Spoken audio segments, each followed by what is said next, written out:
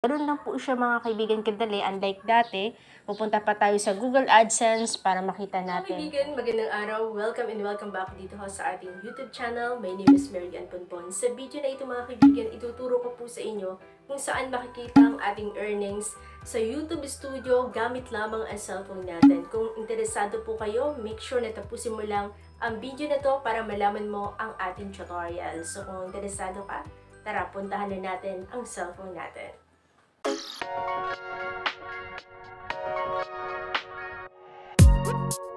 Puntahan na natin ang ating YouTube Studio.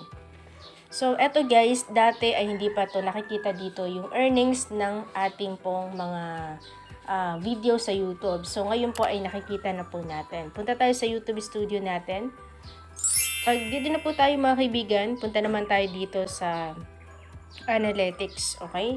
And then, click natin tong click natin tong earn. Ayan.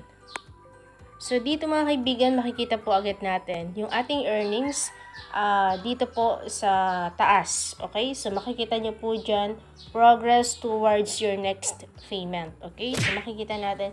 Once na-hit na po natin itong $100, so, pwede na po tayo makapag-payout dito po sa YouTube. So, ganoon lang po siya mga kaibigan kadali. Unlike dati, pupunta pa tayo sa Google AdSense para makita natin kung ilan na po yung ating earnings, kung pwede na ba tayong magsahod o hindi. So, ngayon po, napakadali lang. Okay? Mga kaibigan, so yun na nga po at ganoon lang po siya kadali kung paano natin makikita ang ating earnings dito po sa YouTube gamit lamang ang ating YouTube Studio at ang ating mobile phone. So kung nakatulong po sa inyo ang video na ito mga kaibigan, huwag kalimutang i-click ang subscribe button, pati na rin po ang notification bell para every time na may bago tayong upload. But wait mga kaibigan, kung gusto po ninyo na ma-shoutout sa next video natin, huwag kalimutan pong mag-comment ng hashtag please shoutout. Kasama po ang inyong pangalan at address para alam natin kung hanggang saan na nararating ang video natin. So yun lamang po mga kaibigan at maraming salamat po sa inyo.